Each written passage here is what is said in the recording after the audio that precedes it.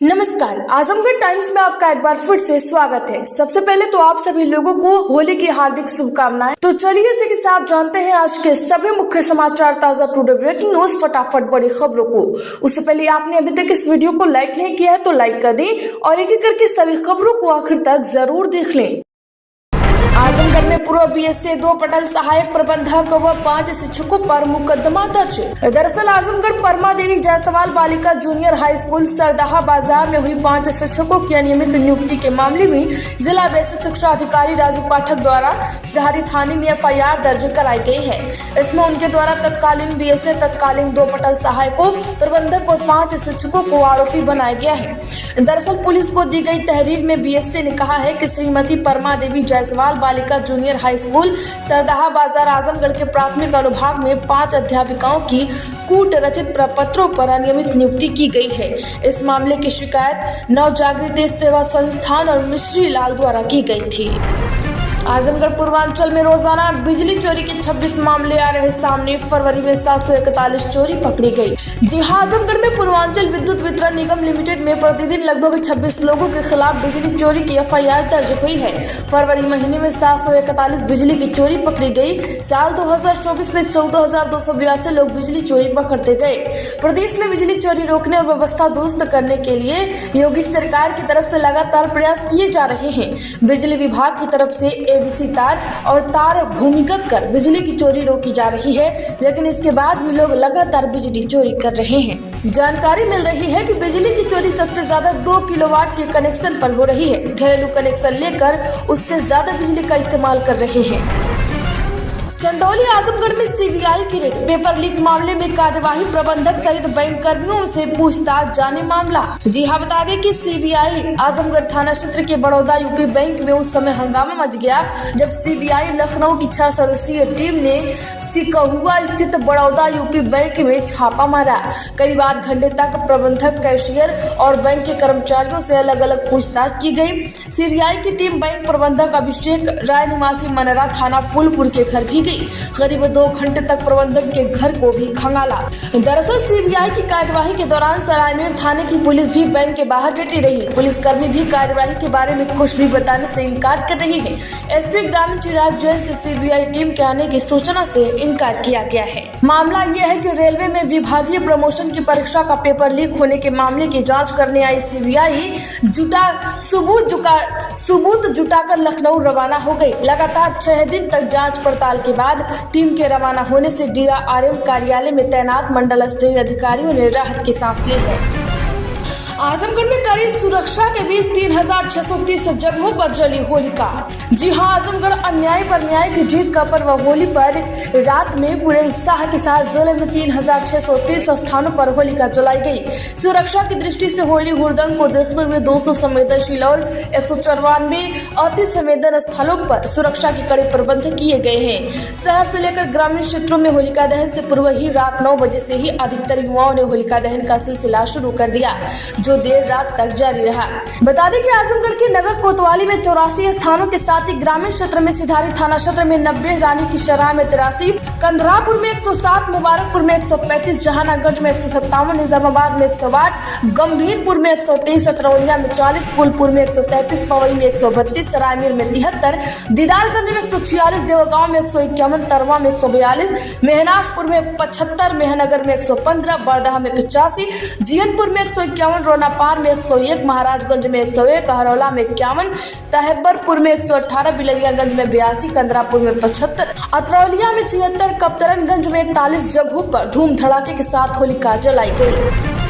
आजमगढ़ में अखिलेश यादव का तंज, सीएम योगी को 30 से बड़ा प्रेम, बोले भाजपा सरकार के कारनामों की पान पर चर्चा होगी। जी हां, समाजवादी पार्टी के राष्ट्रीय अध्यक्ष और पूर्व मुख्यमंत्री अखिलेश यादव ने कहा है कि ऐसा लगता है कि मुख्यमंत्री योगी आदित्यनाथ बड़े 30 मार खा है। उन्होंने 30 से बड़ा प्रेम है। महाकुंभ में मरे कितने, उन्होंने बताया 30। कारोबार कितना होगा, बताया 30 करोड़। पूरे प्रदेश को कितना फायदा होगा, बताया 30 गुना 10,000 करोड़। यह आंकड़ा मुख्यमंत्री के अलावा कोई नहीं दे सकता। उन्होंने कहा कि भाजपा सरकार के कारनामों की अब पान पर चर्चा होगी। अखिलेश यादव ने समाजवादी पार्टी के राज्य मुख्यालय पर पत्रकारों से बात कर रहे थे। अखिलेश ने कहा कि मुख्यमंत्री बताएं कि उन्होंने कब फैसला लिया था कि प्रयागराज में परीक्षाओं की तैयारी करने वाले छात्र अपनी बाइक का कॉमर्शियल यूज करेंगे और उससे पैसा कमाएंगे। आजमगढ़ में स्टैटिक मजिस्ट्रेट की निगरानी में होगा मूल्यांकन। दरअसल यूपी बोर्ड की परीक्षा संपन्न होने के बाद हाई स्कूल एवं इंटरमीडिएट की कॉपियों का मूल्यांकन स्टैटिक मजिस्ट्रेट की निगरानी में कराई जाएगी। बोर्ड ने प्रत्येक केंद्र पर एक स्टैटिक मजिस्ट्रेट को तैनात करने के निर्देश दिए हैं। DIOS ने मूल्यांकन से संबंधित तैयारियां शुरू कर दी है। हाई स्कूल एवं इंटरमीडिएट की कॉपियों के मूल्यांकन के लिए शहर में GIS आजमगढ़, DAV व शिवली नेशनल इंटर कॉलेज को मूल्यांकन केंद्र बनाया है। इन केंद्रों पर 19 मार्च से मूल्यांकन कार्य शुरू किया जाएगा। बता दें कि मूल्यांकन कार्य के लिए 3500 परीक्षक शासकीय, अशासकीय एवं वित्त विहीन कॉलेज से लगाए जाएंगे। इसके साथ ही प्रत्येक केंद्र पर स्टैटिक मजिस्ट्रेट रहेंगे। स्टैटिक मजिस्ट्रेट इंजीनियर बनाए जाएंगे। 3 मूल्यांकन केंद्र की निगरानी के लिए एक पर्यवेक्षक भी नियुक्त होगा। DIOS उपेंद्र कुमार ने कहा कि 3 केंद्रों पर 19 मार्च से मूल्यांकन शुरू हो जाएगा। सोलर सिटी बनेंगे यूपी के सभी नगर निगम। गोरखपुर से CM योगी ने होली पर दी बड़ी सौगात। जिला मुख्यमंत्री योगी आदित्यनाथ ने प्रदेश के सभी नगर निगमों को होली की सौगात दी है। राष्ट्रीय स्वच्छ वायु कार्यक्रम पर आयोजित नेशनल कॉन्फ्रेंस में उन्होंने कहा कि अयोध्या की तर्ज पर सूबे के सभी नगर निगम क्षेत्र को सोलर स्मार्ट सिटी बनाया जाएगा। नगर निगम की ओर से एक होटल में आयोजित कॉन्फ्रेंस के समापन सत्र में मुख्यमंत्री ने कहा कि कार्बन उत्सर्जन को न्यूनतम स्तर पर लाने और पर्यावरण संरक्षण के लिए प्रौद्योगिकी और जन जागरूक के समन्वय से ही अच्छे परिणाम आएंगे। प्रधानमंत्री नरेंद्र मोदी ने वर्ष 2070 तक नेट जीरो का लक्ष्य तय किया है। उसमें राष्ट्रीय से लेकर स्थानीय तक के कार्यक्रमों को आगे बढ़ाने की आवश्यकता है। आजमगढ़ में 1935 से निकलती है बुढ़वा की बारात। 20 से 25 वर्ष बाद बदल जाता है दूल्हा, नहीं होती है शादी, हंसी ठिठोली मकसद। दरअसल आजमगढ़ जिले में होली की पूर्व संध्या पर 1935 से बुढ़वा की बारात निकाली जाती है। इस बुढ़वा की बारात निकालने के पीछे का मुख्य मकसद होली के हंसी ठिठोली के त्योहार के बीच आम जनता का मनोरंजन करना होता है। दरअसल यही कारण है कि लगभग 90 वर्षों से आजमगढ़ जिले में यह परंपरा चली आ रही है। इसमें एक बूढ़े को दूल्हा बनाया जाता है, जिसके साथ साथ यह पूरी बारात चलती है। जिले के चौक के बिहारी जी के मंदिर से निकलने वाली यह दूल्हे की बारात शहर के पुराने सब्जी मंडी, पुरानी कोतवाली, बदरका, पहाड़पुर, ताकिया होते हुए शहर के प्रमुख बाजारों और चौराहा से होकर गुजरती है। आजमगढ़ में मुखौटा, पिचकारी और गुलाब से सजा बाजार। बच्चों को पसंद आ रहे हैं मंकी टाइप मुखौटे, हर्बल कलर की है डिमांड। जी आजमगढ़ जिले में होली के त्योहार को लेकर पूजा बाजार अबीर, गुलाल, मुखौटे, पिचकारी से पट गया। आजमगढ़ जिले के चौक, सब्जी मंडी, मातबरगंज में बड़ी संख्या में दुकानें लगी है, जहां खरीदारों की भारी भीड़ देखी जा रही है। होली के त्योहार को देखते हुए इस बार सबसे अधिक हर्बल रंगों की मांग है। दुकानों पर आने वाले ग्राहक केमिकल युक्त रंगों से परहेज करते नजर आ रहे हैं। वहीं आजमगढ़ जिले के इन दुकानों पर बिकने वाली पिचकारी 20 से शुरू होकर 1500 तक के करीब बिक रही है, जिसे लोग अपने सामर्थ्य के अनुसार खरीद रहे हैं। अब होली मुबारक नहीं, शुभकामनाएं दें। कथावाचक देवकी नंदन ठाकुर बोले, तुम्हें कसम लगे। दरअसल होली पर जाने माने कथावाचक देवकी नंदन ठाकुर का एक बयान सामने आया है, जिसमें उन्होंने होली मुबारक न बोलने की सलाह दी है। उन्होंने लोगों को होली मुबारक कहने की जगह होली की शुभकामनाएं देने की सलाह दी है। वृंदावन में कथा सुन रहे देवकी नंदन ठाकुर ने कहा कि हमारे यहाँ होली मुबारक नहीं होता है, हमारे यहाँ शुभेच्छा होती है। शुभेच्छा मतलब शुभ की कामना। उन्होंने लोगों को सनातनी शब्दों का अपनाने की सलाह दी है। आजमगढ़ में बैंक का शाखा प्रबंधक 20,000 घूस लेते अरेस्ट। सीबीआई ने रंगे हाथ दबोचा किसान क्रेडिट कार्ड का है मामला। जी हां, आजमगढ़ में बैंक ऑफ बड़ौदा की शिकौला शाखा के प्रबंधक अभिषेक राय को सीबीआई ने रात 20,000 रुपए घूस लेते हुए रंगे हाथ गिरफ्तार कर लिया है।